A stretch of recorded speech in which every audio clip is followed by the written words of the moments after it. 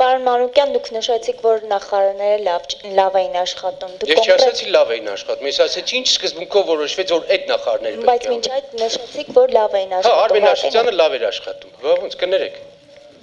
Արմեն Աշոտյանը անիծեց Հայաստանի կրթության համակարգի հերը։ Մի համակարգ, որը բացարձակ չպետք է լիներ կուսակցական։ Վերջ։ Վերջ, ուրիշ գնահատական չունեմ։ Հանրակրթությունը կուսակցություն, դա նշանակում է կուսակցական, դա նշանակում է անիծել հանրակրթության հերը։ Հիմա էլ ուրիշ զնաչոք, կարան մի հատ զնաչոք ստեկ կպցնեն, մեկը ստեկ կպցնեն։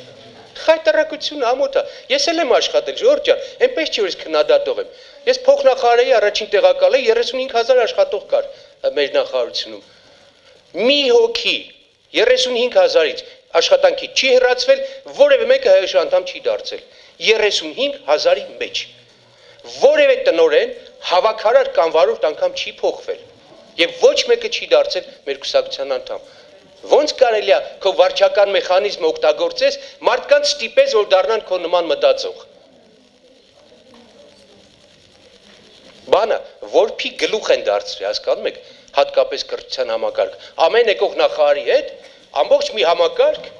որը չպետք է լինի կուսակցականացված, պետք է հիմա էլ այդ թեկվածությունն ընդունի։ Հետո ու դա կոչվում է կրթական համակարգ։